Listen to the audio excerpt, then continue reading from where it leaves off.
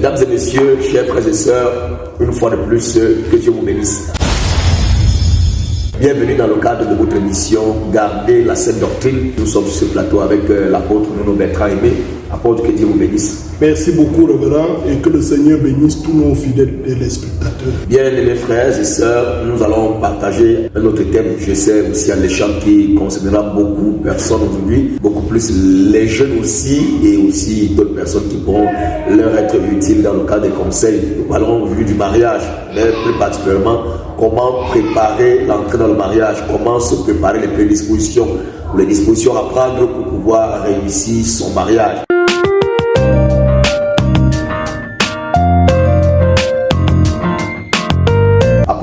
Quand on parle du mariage, qu'est-ce que ça vous dit? Est-ce que c'est une question ou alors une thématique pertinente, le mariage, au jour d'aujourd'hui? Très très pertinente, et elle est même à l'ordre du jour, puisque le mariage devient une préoccupation très importante. Quand vous allez regarder dans l'histoire de la Bible, depuis l'Éden jusqu'à aujourd'hui, ce qui a été un problème majeur dans le fonctionnement de notre société, ou alors dans ses déboires, a toujours été un problème conjugal. Au jardin d'Éden, c'était un problème de mariage. À Sodome et Gomorrhe, c'était un problème de mariage, pour ne pas dire d'union libre. Ce qui a provoqué la première destruction, c'était un problème d'union entre les hommes et les femmes. Et au désert, entre Balaam et Moïse, il y avait toujours eu ce problème entre les Madianites et Israël. Et ce qui a provoqué la coupure de la tête de Jean-Baptiste, c'est encore un problème d'union entre Hérode et Hérodiade. Et tout cela, donc, vous voyez, le problème de mariage devient une préoccupation à l'ordre du jour. D'accord. Une préoccupation véritablement sérieuse. Je voudrais nous introduire avec ce texte des Écritures dans 1 Corinthiens chapitre 7. Nous allons lire à partir du verset 8. À ceux qui ne sont pas mariés et aux veuves, je leur dis qu'il est bon de rester comme moi. Mais s'ils manquent de continence, qu'ils se marient, car il vaut mieux se marier que de brûler.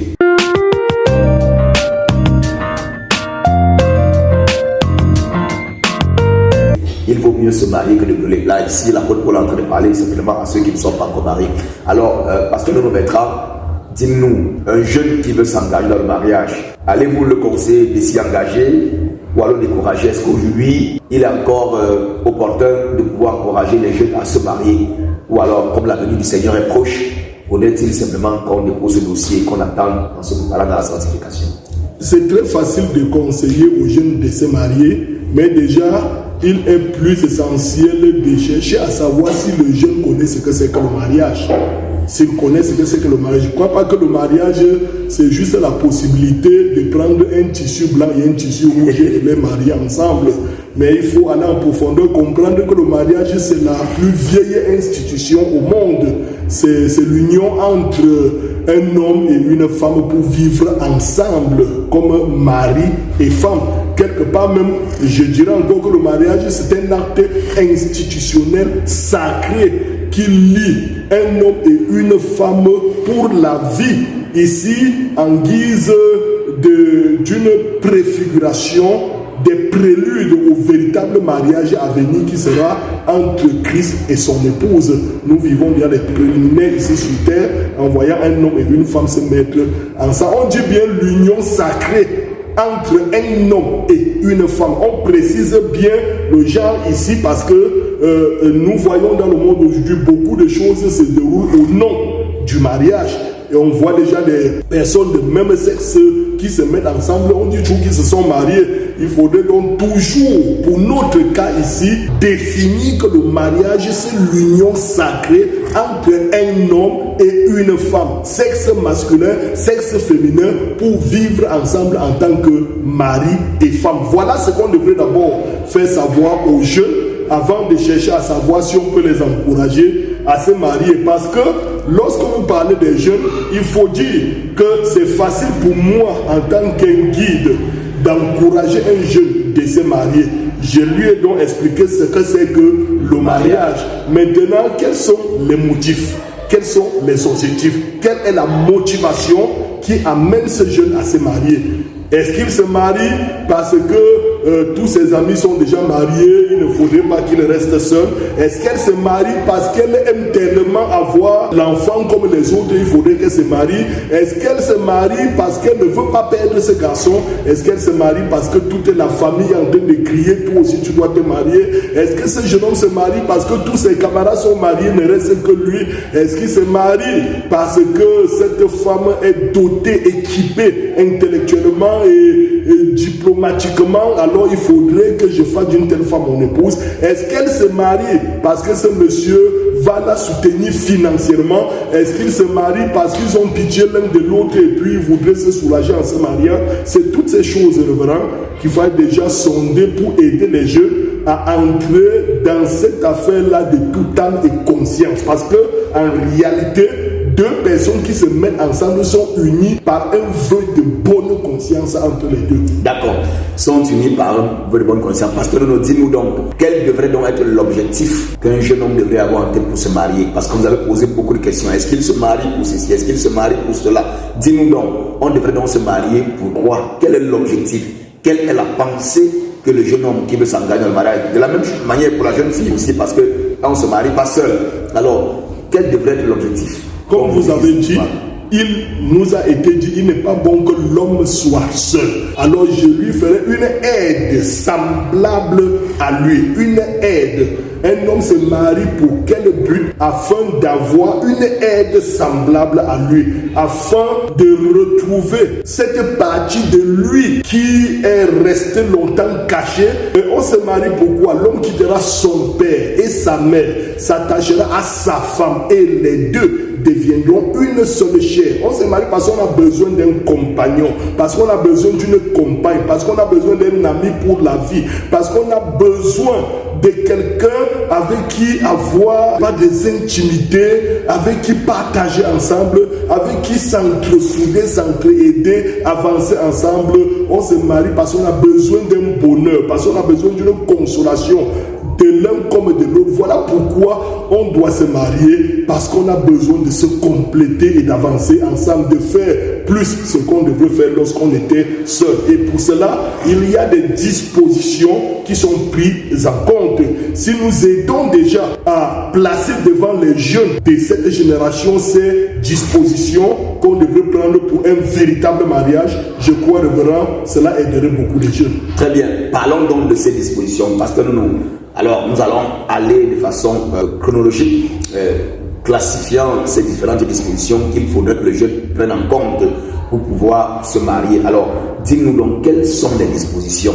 Nous en avons quatre. Il y a quatre grandes dispositions que je place devant les jeunes ce soir. La première disposition ici, il faudrait s'en tenir à la disposition physiologique. Disposition physiologique. Physiologique, ça dit qu'on parle ici d'une question d'âge, d'une question de santé. Oui. Déjà, il faut comprendre que même dans les textes, pour nous, ici au pays, nous savons qu'il y a l'âge majeur pour se marier. C'est-à-dire qu'il y a l'âge majeur et mineur concernant la vie conjugale. On sait qu'à un certain âge, l'homme n'a pas encore le droit de se marier. Et à un certain âge encore, il a déjà le droit en tant que majeur conjugalement pour se marier, et la femme de même. Je pense que l'âge majeur pour la femme ici chez nous prend à partir de 15 ans et chez l'homme à partir de 18 ans. Donc, si on parle mariage, on voit déjà un garçon de 15, 14, 15 ans en train de flirter avec une fille de 9, 10 ans. Nous comprenons que c'est de la folie. Il faut déjà stopper cela. C'est pourquoi je parle de la première disposition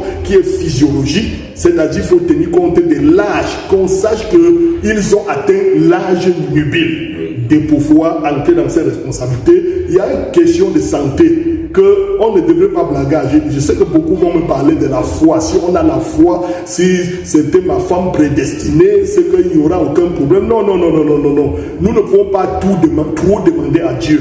Il y a des choses que nous ne pouvons pas faire et que seul Dieu serait obligé de le faire pour nous. Mais il y a des choses que Dieu nous a déjà donné les possibilités et les moyens de le faire nous-mêmes, que nous ne lui demanderons plus de les faire à notre place. Si nous avons deux enfants qui veulent se marier, prenons le soin de les passer par devant les médecins pour une visite prénuptiale, afin de voir s'il n'y a pas une éventuelle maladie qui pourra être un obstacle pour eux, un pharaon qui s'élèvera contre eux dans leur vie conjugale pour éviter ces affaires des enfants SS et de tous ces problèmes de maladies de sang qui les feront souffrir, s'esclavager pendant toute leur vie conjugale.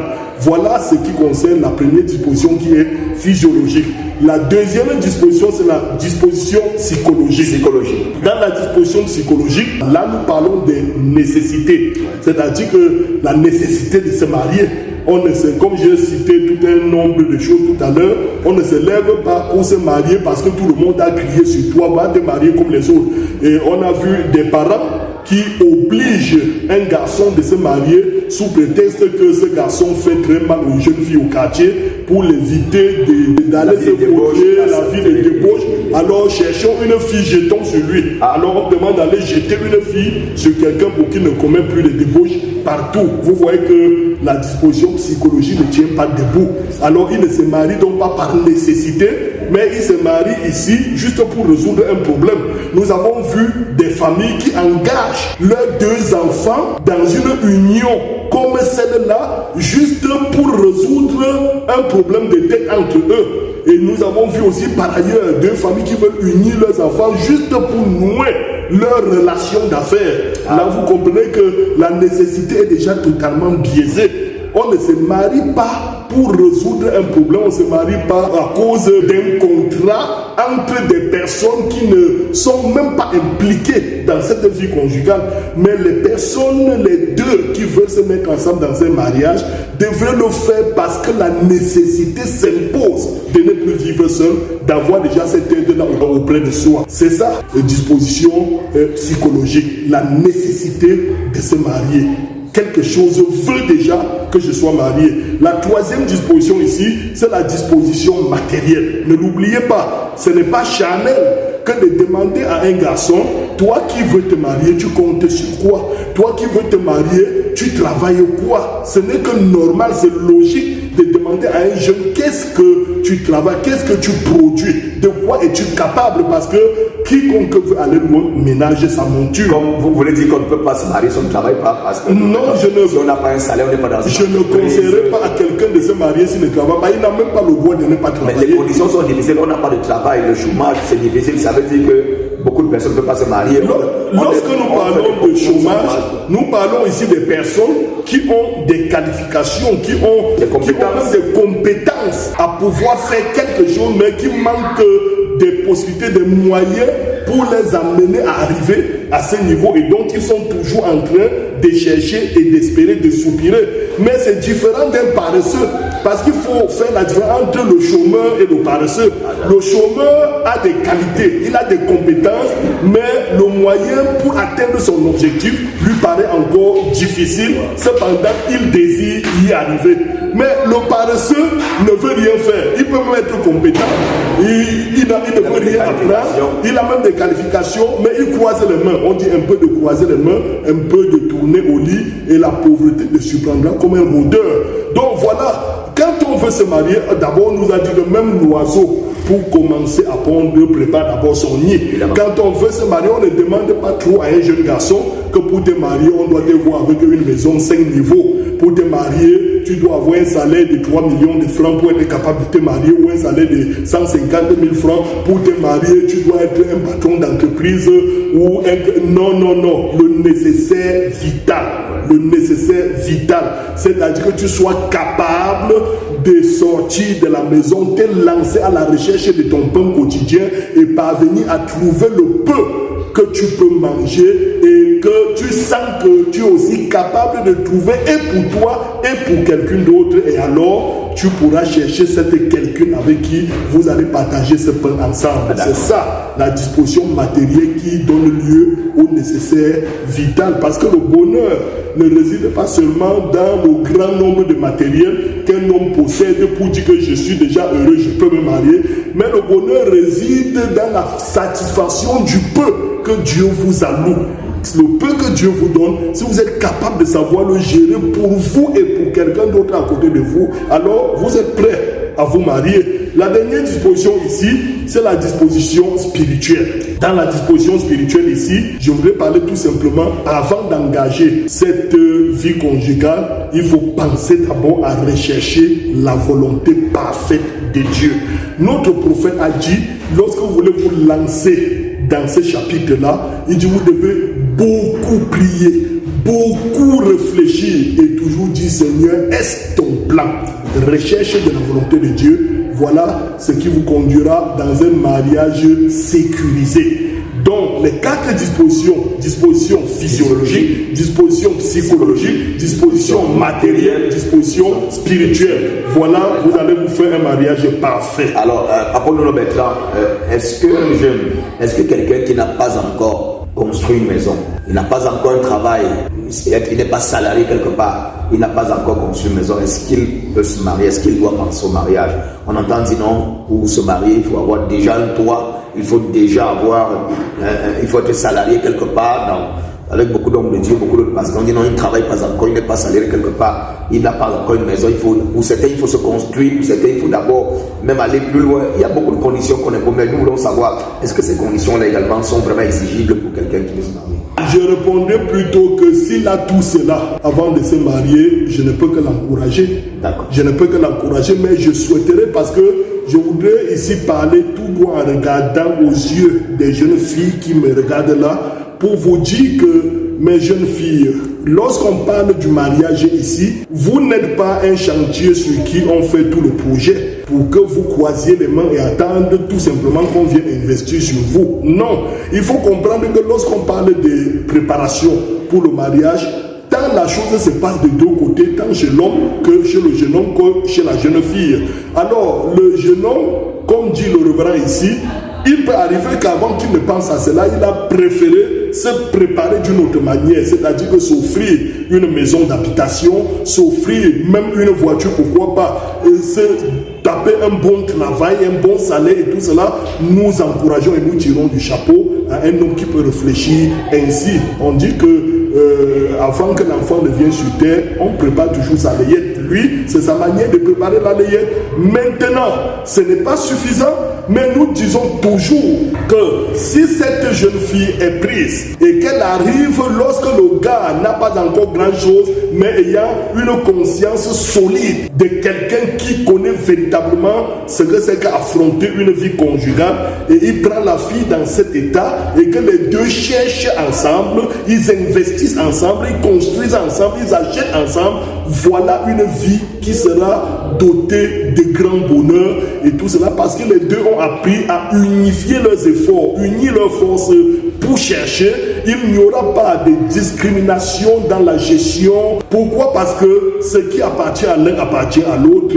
Ils ont ensemble mordu la poussière pour y arriver. Ils se sont battus tels des lions pour y arriver. Ça devient un bien commun. Ça devient, vous êtes heureux même de jouir de ces choses-là sans que l'un n'ait à humilier l'autre. Vous allez entendre dans certains foyers, quand tu es arrivé chez moi là, tu es venu avec quoi? Et tout ça, je t'ai pris dans quel état pour t'amener ici, je t'ai arrangé, tu m'as apporté quoi? Qu'est-ce que tu m'apportes comme rendement? Qu'est-ce que tu as déjà fait? Donc tout ça ce n'est pas bien. Et puis parfois c'est la femme qui va demander à l'homme, monsieur mon mari, quand j'arrivais chez toi, tu avais quoi? Même une chaise tu avais, même un réchaud tu avais, tu avais quoi? Aujourd'hui il y a des salons en mousse, il y a les armoires, il y a la voiture, il y a tout.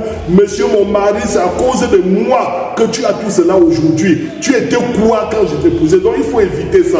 Comment l'éviter? L'homme doit savoir que je veux me marier, j'ai une vie à vivre, j'ai des responsabilités à assumer, j'ai des charges à porter sur mon épaule, même celle de la femme que je vais épouser. Et pour cela, je me prépare minutieusement, financièrement, matériellement pour accueillir cette femme. Et la femme de son côté, cessez-moi vos bêtises que vous avez l'habitude de dire, j'attends mon mari et il viendra me chercher. Et tu ne peux plus rien faire. Mais Apollo Bertrand, qu'est-ce qu'elle devrait faire? Non, imaginez-vous un jeune homme qui vient, et il porte son dévolu sur une jeune fille, et puis elle est tout pour lui, il va l'épouser, et le projet est lancé. Elle a qu'à attendre. Avant, s'il n'arrive vers cette jeune fille même, elle se battait, les parents l'avaient inscrit à l'école, elle se battait, elle s'en sortait pas mal. Et une autre de l'autre côté là-bas, qui ne fréquentait plus, elle vendait quand même ses tomates, elle avait sa petite boutique ou son petit kiosque là qui fonctionnait. Mais dès lors que le jeune homme est entré dans sa vie et lui fait cette promesse de mariage, elle a laissé tomber son petit commerce sous prétexte, mon mari arrive, il sera tout pour moi, il va tout m'offrir, je ne peux plus souffrir de rien, j'ai trouvé l'homme de ma vie. L'autre même qui fréquentait abandonne les classes, elle néglige d'étudier, elle abandonne tout parce qu'elle a déjà trouvé son mari, comme si trouver son mari c'était trouver un compte bancaire. Non, mais apôtre, mais là vous savez, vous semblez aller peut-être un peu ramener à contre-courant de ce qui est là. La parole de Dieu dit que ses désirs se porteront vers son mari. Elle a trouvé quelqu'un vers qui ses désirs soient portés. Est-ce que quand elle a trouvé un mari, est-ce qu'elle devrait encore se battre? Je crois qu'elle se prépare, elle se lave, elle s'apprête, elle se nettoie, elle attend que l'homme vienne la prendre. Est-ce que c'est elle qui doit travailler à nourrir cet homme? Je crois que c'est l'homme qui doit travailler à prendre soin d'elle. Elle ne doit que l'attendre, il doit se battre, il doit être prêt. Et elle l'attend et il vient, il l'épouse, il la met dans le paradis qu'il a fait. Vous savez, c'est un contrat et c'est une question de donnant-donnant. C'est-à-dire, ça ne se donne pas d'un seul côté. L'homme apporte beaucoup dans un mariage, mais doit trouver en face de lui quelque chose qui peut être appelé le répondant. Si l'homme a en lui un dépôt, un certain dépôt, des opportunités cachées en lui, des valeurs cachées en lui, et qu'en face, il n'y a pas un réceptacle qui répond à ce que l'homme a en lui, alors tout ce qu'il a en lui mourra. Il faut quelqu'un pour répondre. Il faut quelqu'un pour être prédisposé à rendre valeureux tout ce que cet homme est venu avec.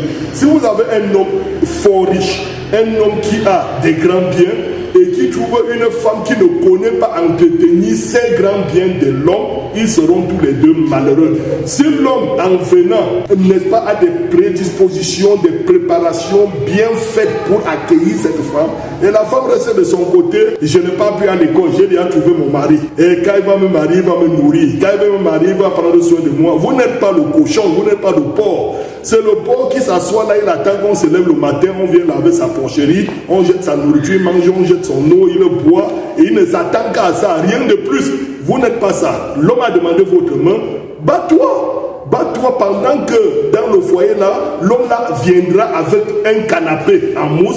Toi, tu apportes les tissus pour couvrir le canapé. Il y a beaucoup de choses comme ça. Donc, il faut éviter de penser que la femme doit croiser les mains tout simplement parce qu'elle n'est pas déjà en mariage. Travaille pour ton foyer pour être à l'image, même quand tu y arriveras, de la femme de Proverbe 31:10 qui peut trouver une femme vertueuse. Très bien. Voilà. Merci Apollo Bertrand pour cet éclairage déjà dans le cadre de cette premier épisode de cette première émission.